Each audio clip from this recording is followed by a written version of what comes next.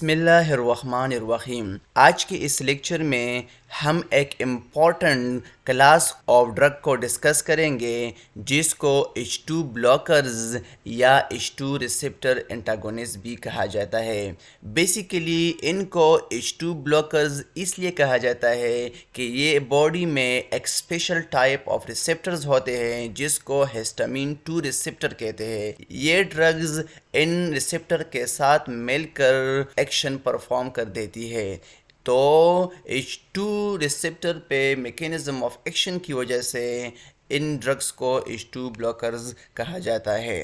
तो H2 blockers को complete समझने के लिए हमें हिस्टामिन और हिस्टामिन के जो रिसेप्टर्स है और इनके जो फंक्शन है इनके बारे में डिटेल से डिस्कशन करनी होगी।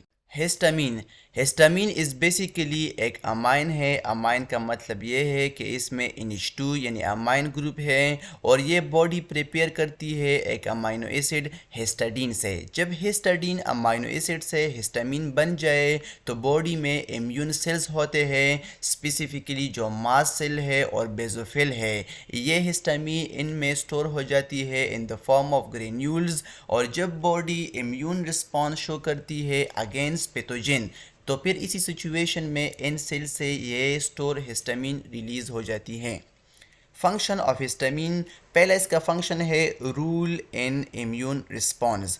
जब भी बॉडी में पैथोजन एंटर हो जाए तो इम्यून सिस्टम सबसे पहले इसकी डिटेक्शन करा देती है। जब पैथोजन की डिटेक्शन हो जाए तो इसके बाद बॉडी में बेसोफिल और मास्ट सेल एक्टिवेट होती है और वो अपना स्टोर हिस्टामिन ब्लड में रिलीज़ कर देती है।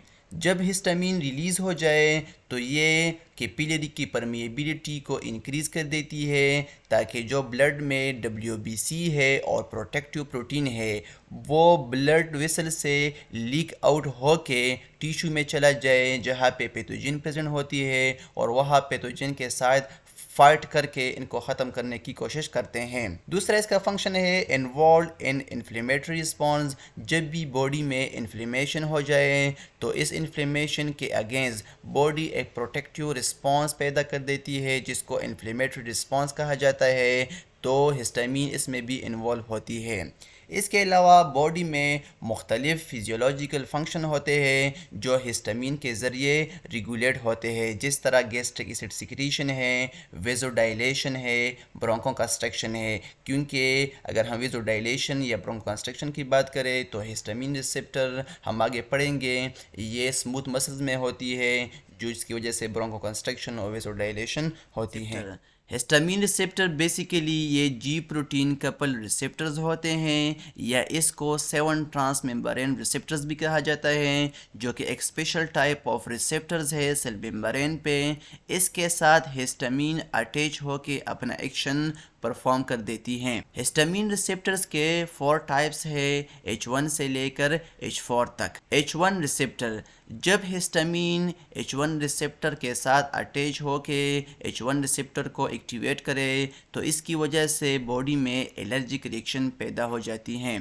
H2 रिसेप्टर, ये गैस्ट्रिक पैराइटल सेल में प्रेजेंट होती है और ये गैस्ट्रिक एसिड की सिक्रीशन को स्टिमुलेट कर देती है। इसके अलावा बॉडी में जितने भी स्मूथ मसल्स है ये इनमें प्रेजेंट होती है और ये वेज़ोडाइलेशन और स्मूथ मसल की रिलैक्सेशन को खास कर देती है। इसके अलावा H3 रिसेप्टर्स है ये मेनली सेंट्रल नर्वस सिस्टम में प्रेजेंट होती है और ये न्यूरोट्रांसमीटर की जो रिलीज़ है और मॉड्यूलेशन है इसको फैसिलिटेट कर देती हैं। H4 रिसेप्टर इसका मेन फंक्शन इम्यून सिस्टम में है। ये इम्यून सिस्टम में प्रेजेंट होती है और ये कीमोटैक्सिस ऑफ मैस्ट सेल इसको फैसिलिटेट करती है ड्यूरिंग इम्यून रिस्पॉन्स। ये इसका चार्ट है। H1 रिसेप्टर मेनली इन्वॉल्व होती है एलर्जिक इन्फ्लेमेशन में या एलर्जिक रिएक्शन में।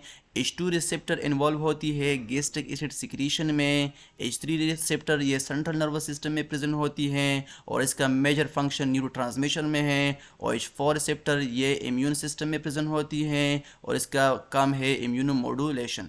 पिछले स्लाइड्स में हमने हिस्टामिन और इसके जो डिफरेंट टाइप ऑफ रिसेप्टर और इन रिसेप्टर्स की जो फंक्शन थी इनके बारे में हमने मुख्तसर सी डिस्कशन की। अब हमारा जो मेन टॉपिक है H2 ब्लॉकर, इनको समझने में हमारे लिए आसानी होगी। तो सिंपली H2 ब्लॉकर्स, जिस तरह इस पिक्चर में H2 ब्लॉकर्स वो ड्रग्स है जो बॉडी में H2 रिसेप्टर के साथ अटैच होकर H2 रिसेप्टर को ब्लॉक कर देती है, जिसकी वजह से H2 रिसेप्टर की जो फंक्शन है वो भी ख़त्म हो जाती है। तो इन ड्रग्स को H2 ब्लॉकर्स या H2 रिसेप्टर एंटागोनिस्ट कहा जाता है। नॉर्मली हमारे साथ H2 रिसेप्टर ये गैस्ट्रिक पैराइटल सेल में प्रेजेंट होती है। इसके अलावा ये हमारे पास स्मूथ मसल्स और ब्लड वेसल्स में प्रेजेंट होती हैं। नॉर्मली हमारे पास इस रिसेप्टर को एक्टिवेट करने के लिए हिस्टामीन प्रेजेंट होती है।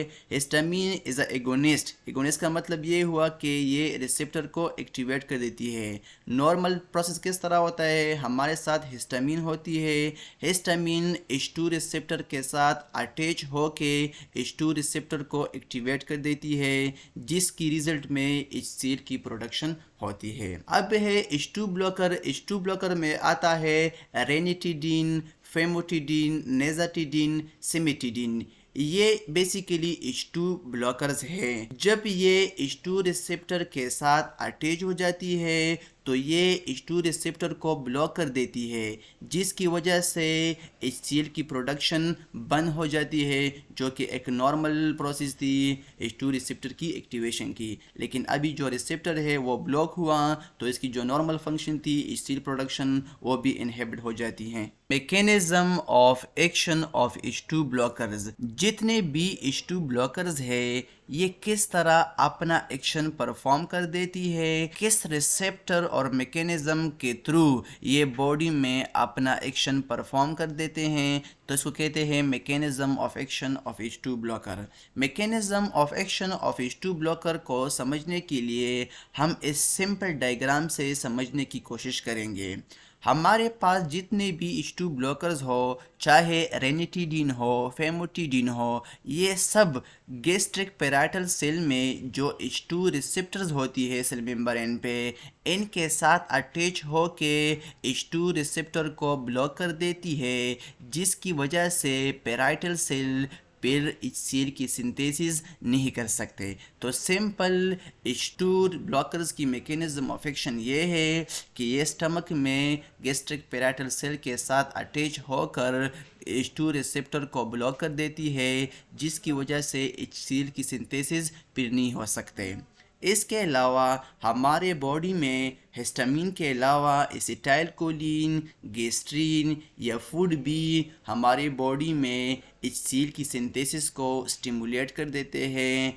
तो इन चाहे एसिटाइलकोलिन स्टिमुलेटेड HCl सिक्रीशन हो या गेस्ट्रीन स्टिमुलेटेड HCl सिक्रीशन हो, इन सब को H2 ब्लॉकर इनहिबिट कर देते हैं। Therapeutic uses of H2 blockers कि हम H2 ब्लॉकर्स को क्लिनिकली कब और किन कंडीशन में यूज़ करेंगे। पहला है पेप्टिक अल्सर। जब भी बॉडी में पेप्टिक अल्सर हो, चाहे H. पाइलोरी की वजह से हो या स्ट्रेस की वजह से हो या क्रोनिक यूज़ ऑफ एनसाइड की वजह से हो, तो इस पेप्टिक अल्सर में हमारा मेन मकसद होता है कि हम HCl की प्रोडक्शन को कम करें, ताकि जो पेप्टिक अल्सर की प्रोग्नोसिस है इनको कम किया जाए। तो पेप्टिक अल्सर को ट्रीट करने के लिए हम भी H2 ब्लॉकर यूज़ कर देते हैं, ताकि HCl की प्रोडक्शन कम हो जाए और पेप्टिक अल्सर की प्रोग्नोसिस स्टॉप हो जाए। दूसरा है Zollinger Allison syndrome. Zollinger Allison syndrome में बॉडी बहुत ज़्यादा गैस्ट्रीन पैदा कर देती है और इस ज़्यादा गैस्ट्रीन की वजह से हाइपर सिंथेसिस ऑफ HCl होती है। फिर HCl या गैस्ट्रिक एसिड नॉर्मल से ज़्यादा बनती है, क्योंकि गैस्ट्रीन भी HCl सिंथेसिस को स्टिमुलेट कर देती है। तो इन कंडीशन में हाइपर सिक्रीशन ऑफ HCl को कम करने के लिए, सिंथेसिस को कम करने के लिए हम H2 ब्लॉकर यूज़ कर देते हैं। तीसरा है gastroesophageal reflux disease. Gastroesophageal reflux disease में भी हम इसको यूज़ कर देते हैं, ताकि रिफ्लक्स की जो कंटेंट है इसकी एसिडिटी कम हो जाए। चौथा है preoperatively to reduce the risk of aspiration pneumonia.